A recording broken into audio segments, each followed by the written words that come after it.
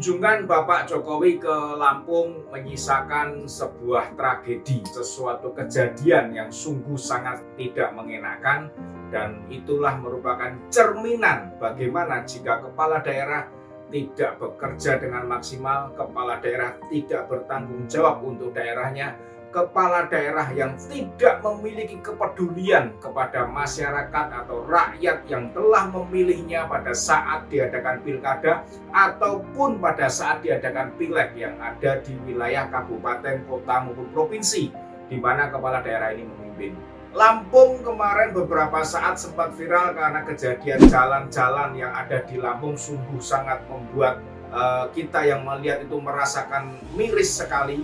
Begitu banyak lubang, begitu banyak jalan yang rusak, dan itu tentu sangat mengganggu produktivitas dari masyarakat yang ada di sana. Bukan hanya ekonomi, tetapi produktivitas mereka sehari-hari melakukan kegiatan, baik itu ke sekolah, atau bahkan mungkin bisa juga mereka yang berobat, atau mereka yang ibu-ibu yang akan melahirkan. Tentu terkendala dengan sangat luar biasa dengan adanya jalan yang seperti kemarin berkeliaran di medsos. Dan sobat, ternyata kejadian itu, jalan rusak itu bukan hanya 1-2 bulan atau 1-2 tahun ini saja.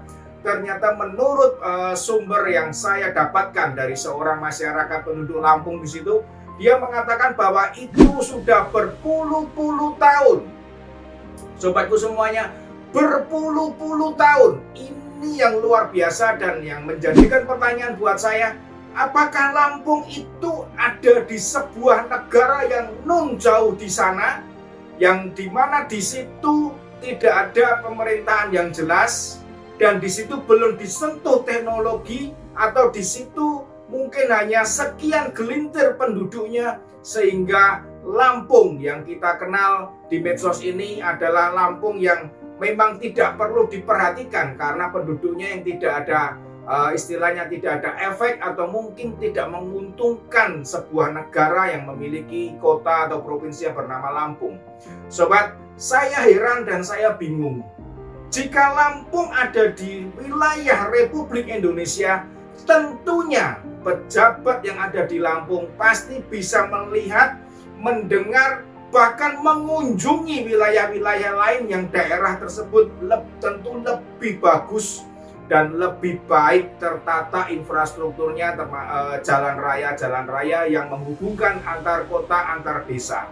Yang terjadi ternyata di Lampung ini sebuah keanehan tersendiri. Saya berkesempatan berkomunikasi dengan salah satu penduduk yang ada di situ yang merasakan secara langsung bagaimana dia hidup di tempat, di daerah yang jalannya seperti itu.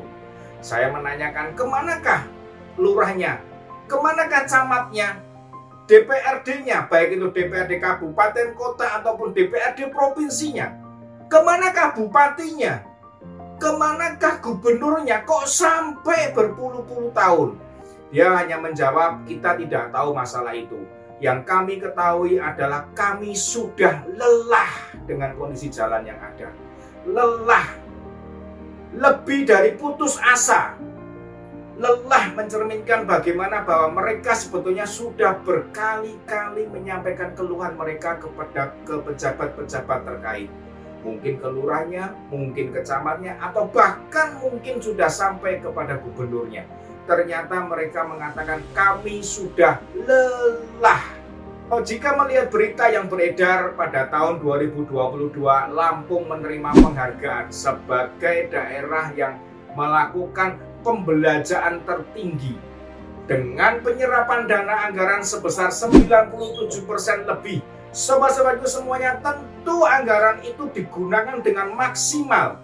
Yang mengherankan lagi, jika Lampung menerima penghargaan seperti itu, kenapa infrastrukturnya masih seperti itu?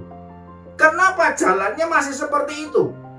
Dan gubernur pun kemarin pada waktu survei jalan-jalan ini, dia tidak menggunakan mobil, tetapi menggunakan helikopter.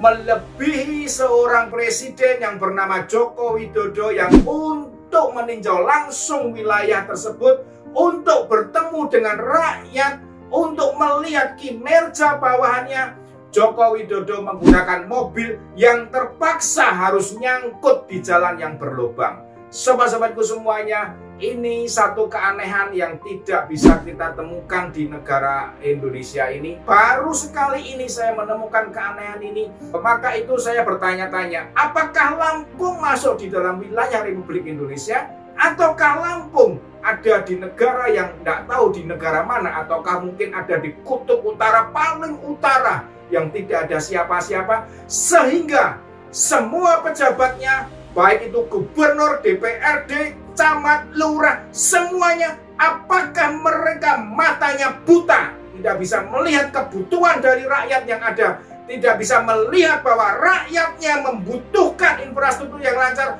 bahwa rakyatnya membutuhkan jalan yang harus bisa digunakan baik untuk ekonomi maupun untuk pendidikan, terlebih lagi untuk kesehatan, terutama bagi mereka ibu-ibu hamil.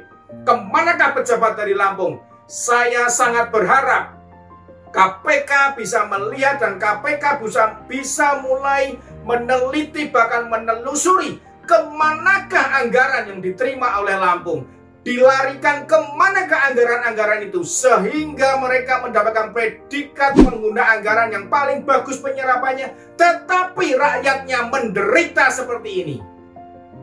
Harapan dari rakyat di sana saat saya komunikasi, saat saya berbicara lewat handphone, satu orang ini mengatakan, kami tidak muluk-muluk, kami tidak minta yang bermacam-macam, kami hanya minta jalan kami dibenahi, kami hanya minta supaya jalan kami lancar.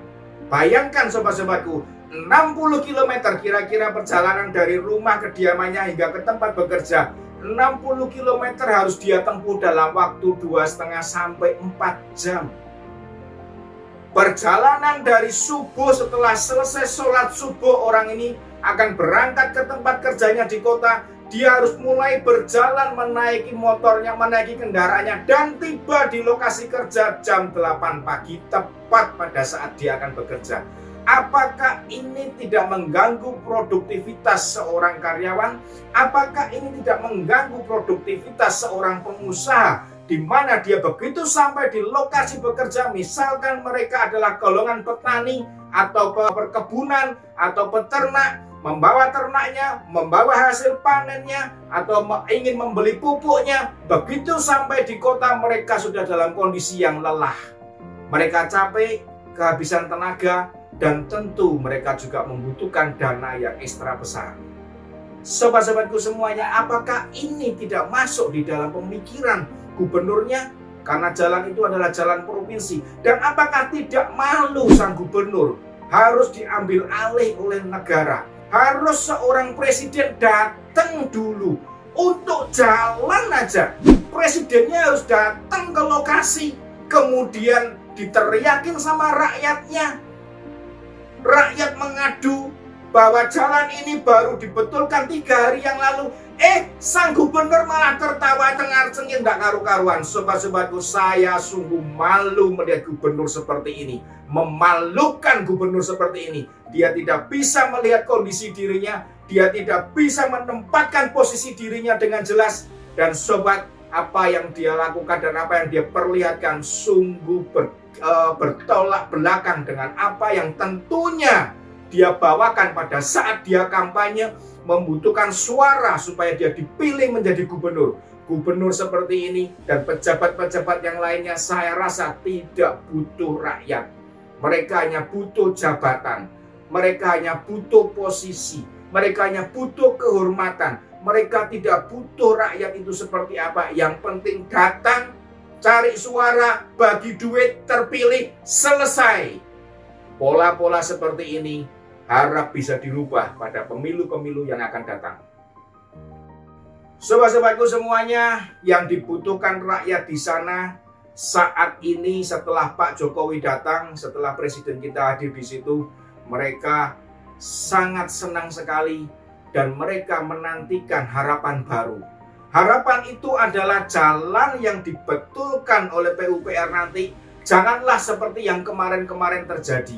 Beberapa kali memang ruas jalan itu sempat diperbaiki oleh pemerintah daerah setempat. Tetapi sekali lagi mereka mengatakan tidak berumur panjang.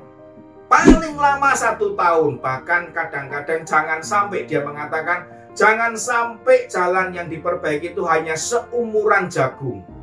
Kami sangat membutuhkan jalan itu, kami sangat bergantung kepada jalan itu, sehingga banyak sekali kebutuhan-kebutuhan yang tidak bisa tercover dengan kondisi jalan yang seperti itu. Kesehatan, mobil ambulan yang lewat, kecelakaan masyarakat, ataupun yang lainnya, pendidikan dan lokasi kerja, dan itu tentu berkaitan seluruhnya terhadap apa yang terjadi di masyarakat. Sobat-sobatku semuanya, kita berharap dengan kehadiran Bapak Jokowi ke Lampung ini, gubernur bisa bertobat dan gubernur bisa memperbaiki kinerjanya. Termasuk juga saya ingin sampaikan kepada anggota Dewan, baik itu DPRD Provinsi maupun DPRD Kota Kabupaten. Bapak-bapak dan ibu-ibu semuanya, tolong perhatikan rakyat yang memilih Anda. Tolonglah Anda turun ke bawah, Anda melihat, Anda selaku badan pengawasan, Anda bisa melakukan, bisa meminta kepada pemerintah daerah untuk membenahi sarana prasarana yang dibutuhkan oleh rakyat di daerah di mana Anda terpilih, di daerah di mana Anda menjabat sebagai anggota dewan, di mana Anda menerima gaji, di mana Anda menerima tunjangan, di mana Anda bisa menikmati makan dan hidup enak. Rakyat Anda jangan Anda perbuat sangat menderita seperti ini. Salam Kopi Dantos.